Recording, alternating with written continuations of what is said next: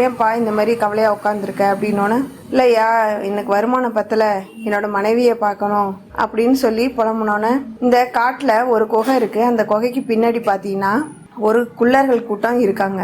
அவங்களுக்கு கோதுமையில் செஞ்ச பொருள்னா ரொம்ப பிடிக்கும். அதனால நீனே கோதுமை ரொட்டி கொண்டு போய் கொடுத்தோன்னே அவங்க உனக்கு உதவி செய்வாங்க அப்படின்னு சொன்னாராம். அதே மாதிரி அந்த தம்பிக்காரன் என்ன செஞ்சாராம், போய் அந்த குள்ளர்களுக்கு கோதுமையிலான ரொட்டியை கொண்டு போய் கொடுத்துருக்காரு.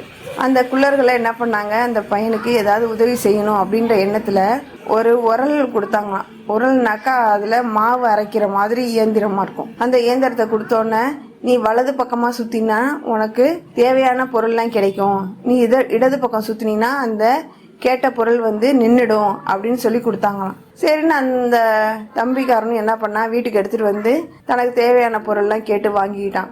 சாப்பாடு, துணியோ, நகையோ, எது கேட்டாலும் அந்த உரல் அவனுக்கு கொடுக்க ஆரம்பிச்சுது. திடீர்னு என்ன பண்ணிட்டான், ஒரு நாள் பெரிய பணக்காரன் ஆகிட்டான். இதை பார்த்த அண்ணனுக்கு ஒரே சந்தேகம். சரி, எப்படி இவன் இவ்வளோ கஷ்டப்பட்டு வேலைக்கு தானே போயிட்டு இருந்தான், ஆனால் திடீர்னு இவ்வளோ பெரிய பணக்காரன் ஆகிட்டானே, அவன்கிட்ட ஏதோ ரகசியம் இருக்குது அப்படின்னு சொல்லி ஒரு நாள் அவன் வீட்டில் ஒளிஞ்சிருந்து பார்த்தானான். பார்த்ததுக்கு அந்த உரல் அள்ளி அள்ளி கொடுக்கறத பார்த்துட்டு, சரி நம்ம ஒரு நாள் இவன் தூங்கணுன்னா அந்த உரலை போய் எடுத்துகிட்டு வந்துடணும் அப்படின்னு முடிவு செஞ்சு அண்ணக்காரன் போய் என்ன பண்ணிட்டான், அந்த உரலை எடுத்துகிட்டு வந்துட்டான். எடுத்துகிட்டு வந்தோடனே, சரி இந்த ஊரில் இருந்தால் நம்மளை எல்லாரும் கண்டுபிடிச்சிருவாங்க, அதனால நம்ம வெளியூருக்கு போயிடுவோம்னு சொல்லி ஒரு படகுல அந்த உரலை எடுத்து வச்சுட்டு ரொம்ப தூரம் போயிட்டாராம். போய் நடுக்கடலில் போனோன்னே இவங்களுக்கு தேவையான பொருள்லாம் வேணுமேன்னு சொல்லிட்டு சாப்பாடு கேட்க ஆரம்பிச்சாராம். சரி, சாப்பாடு கிடைச்சோன்னே சரி கொஞ்சம் இனிப்பு கேட்டு பார்ப்போம் அப்படின்னு சொல்லிட்டு ஒரு இனிப்பு வகையெல்லாம் கேட்டோன்னே அந்த உரல் என்ன செஞ்சிருச்சு, வலது பக்கமாக சுற்றினோன்னே இனிப்பு நிறையா கொடுக்க ஆரம்பிச்சிருச்சு.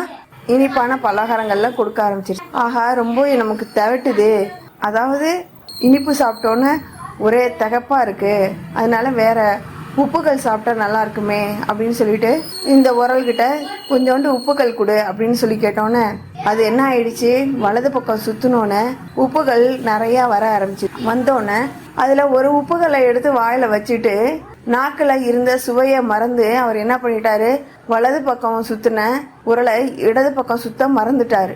மறந்தோன்னே அந்த படகு நிறைய உப்புகள் நிறைய வர ஆரம்பிச்சிருச்சு. வந்தோடனே அந்த படகு என்ன ஆயிடுச்சு, அந்த கடல்ல உட்கார ஆரம்பிச்சிருச்சு. உட்கார்ந்தோன்னே உப்புகளும் அந்த படகும் சேர்ந்து தண்ணியில மூழ்க ஆரம்பிச்சிருச்சான். மூழ்கினோன்னே உப்புகள் அந்த கடல்ல கொட்டுனதுனால தான் என்ன ஆயிடுச்சு, கடல் தண்ணி உப்பு நீரா ஆணுச்சு அப்படின்றது ஒரு ஐதீகமா இருந்துதான்.